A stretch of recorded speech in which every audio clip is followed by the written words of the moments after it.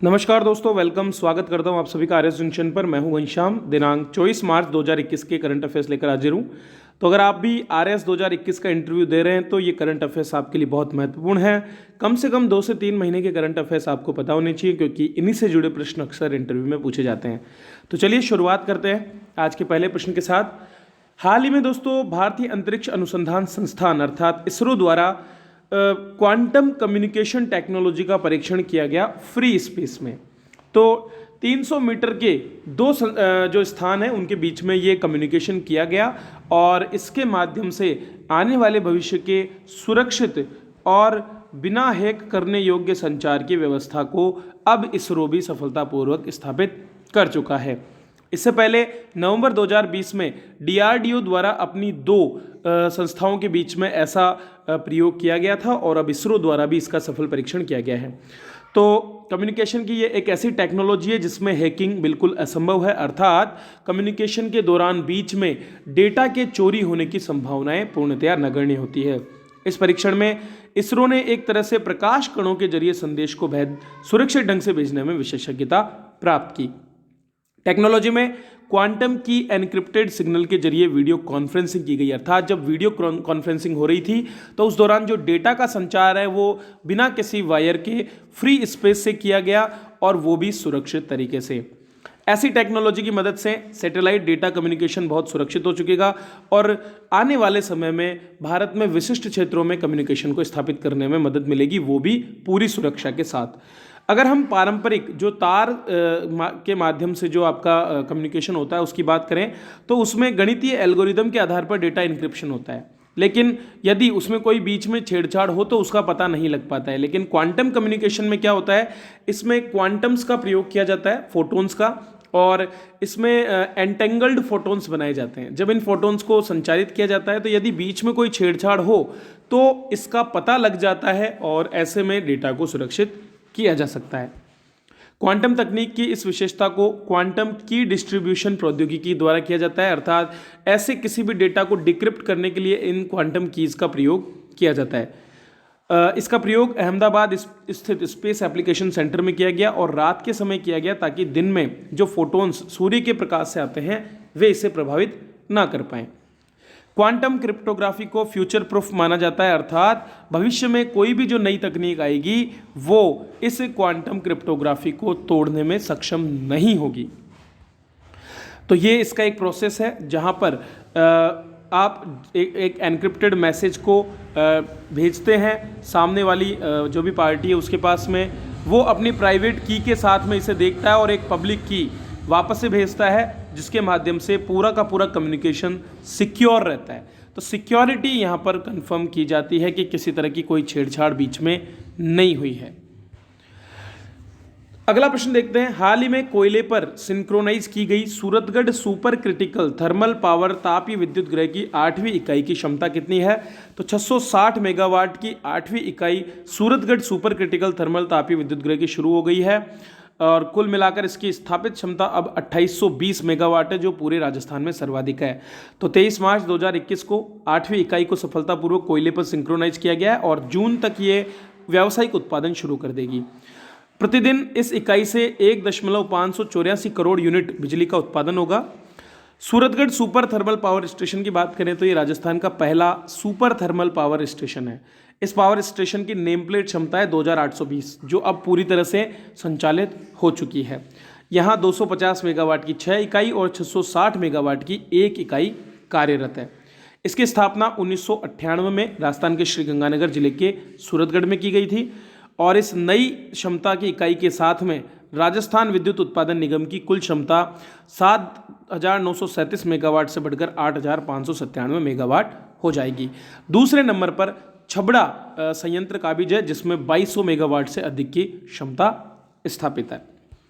आगे बढ़ने से पहले आप अगर इंटरव्यू की तैयारी कर रहे हैं, अगर आप स्कूल लेक्चरर एग्जाम की तैयारी कर रहे हैं, तो करंट अफेयर्स का हमारा गुलदस्ता जनवरी-फरवरी 2021 का जो अंक है वो आपके लिए लाभदायक हो सकता है, जो अवेलेबल है गूगल प्ले स्टोर पर हमारी एप्लीकेशन आरएस जंक्शन पर।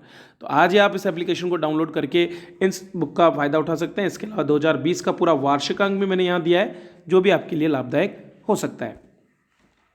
चलिए अगला प्रश्न देखते हैं। भारत की स्वदेशी कोरोना वायरस वैक्सीन कोवैक्सीन को मंजूरी देने वाला निम्नलिखित में से कौन सा एक पहला पड़ोसी देश है? तो नेपाल द्वारा हाल ही में भारत की कोवैक्सीन को आपातकालीन उपयोग हेतु मंजूरी दी गई है और भारत जिम्बाब्वे के बाद में तीसरा नेपाल ऐसा देश बना है, जबकि पहला भारतीय पड़ोसी देश है जिसने इसे मंजूरी दी है। दोस्तों बात करें कोवैक्सीन की, तो कोवैक्सीन भारत में 26,000 लोगों पर इसका अंतिम ट्रायल हुआ था और इसमें ये 81% प्रभावी रही है। भारत और अफ्रीकी देश जिम्बाब्वे पहले इसको अनुमति दे चुके हैं। नेपाल को भारत की ओर से अभी तक एस्ट्रोजेनेका की जो कोविशील्ड है उस कोविशील्ड की 23 लाख डोज दी गई थी और इनमें से 10 लाख भारत की तरफ से उपहार में दी गई थी। भारत अब तक 72 से भी अधिक देशों को कोविशील्ड का जो है भेज चुका है, कोविशील्ड को दे चुका है। भारत बायोटेक जो कि कोवैक्सीन की निर्माता कंपनी है, उसने कहा है कि 40 से भी ज़्यादा देश अब कोवैक्सीन में रुचि दिखा रहे हैं और ब्राज़ील, फिलीपींस, थाईलैंड जैसे देशों में भी इसको अनुमति मिलने वाली है। चलिए अगला प्रश्न देखते हैं। दोस्तों 24 मार्च पूरे विश्व में विश्व टीबी दिवस के रूप में मनाया जाता है। तो टीबी अर्थात ट्यूबरकुलोसिस नामक घातक बीमारी जो है उसके लिए जागरूकता फैलाने हेतु इस दिन को याद किया जाता है। दरअसल इसी दिन 1882 में जर्मन वैज्ञानिक रॉबर्ट कोच ने टीबी के लिए जिम्मेदार बैक्टीरिया माइकोबैक्टीरियम ट्यूबरकुलोसिस की खोज की थी। इसके लिए उन्हें 1905 में नोबेल पुरस्कार भी मिला था। अगर वर्तमान समय में टीबी की बात करें तो 2019 की टीबी की एक WHO रिपोर्ट आई थी जिसमें दुनिया भर में 14 लाख टीबी मरीजों की मौत हुई 2019 में। इनमें से 2 लाख से ज़्यादा केस HIV के थे। तो HIV टीबी के मरीज बहुत ज़्यादा पाए जाते हैं। 2019 में 1 करोड़ से भी ज़्यादा नए केस आए। इनमें से 56 लाख पुरुष और 32 लाख महिलाएं और 12 लाख बच्चे थे।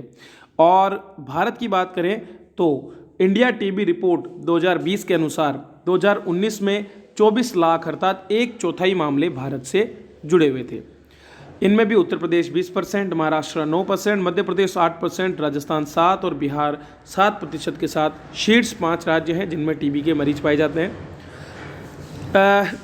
पूरे देश भर में वर्ष 2025 तक भारत में टीबी नियंत्रण और उन्मूलन के लिए एक राष्ट्रीय रणनीतिक योजना भी तैयार की गई है और ये 4 स्तंभ डिटेक्ट, ट्रीट, प्रिवेंट और बिल्ड पर आधारित है।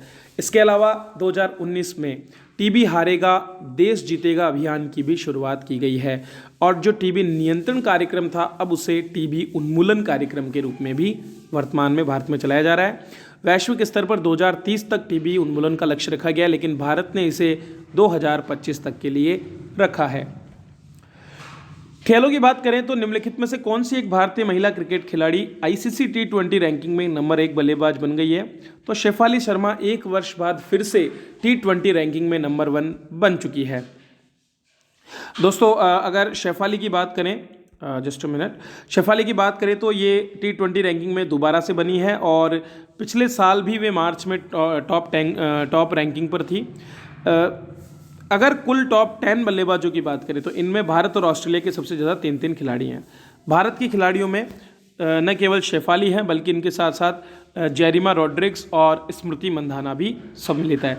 शेफाली ने पिछले T20 वर्ल्ड कप में काफ़ी बेहतरीन प्रदर्शन किया। उन्होंने उस वर्ल्ड कप में 5 पारियों में 163 रन बनाए थे और उनका स्ट्राइक रेट 158 से भी ज़्यादा रहा था। इस टूर्नामेंट में वह एलिस हीली के साथ सबसे ज़्यादा 9 छक्के लगाने वाली बल्लेबाज भी रही थी। टॉप 10 में शेफाली के अलावा स्मृति मंधाना और जेमिमा रॉड्रिग्स भी हैं। स्मृति 7वें जबकि रॉड्रिग्स 9वें स्थान पर। अगर बॉलर्स की बात करें तो इंग्लैंड की गेंदबाज सोफी एक्लेस्टोन टॉप पर है, जबकि भारत की दीप्ति शर्मा 7वें और राधा यादव 8वें स्थान पर काबिज हैं। तो दोस्तों ये थे आज के करंट अफेयर्स जिन पर हमने चर्चा की। बने रहिए मेरे साथ और देखते रहिए इसी तरह सभी करंट अफेयर्स। लाइक करें इस वीडियो को, शेयर करें दोस्तों के साथ और सब्सक्राइब करें हमारे चैनल को। वीडियो देखने के लिए आप सभी का बहुत बहुत धन्यवाद।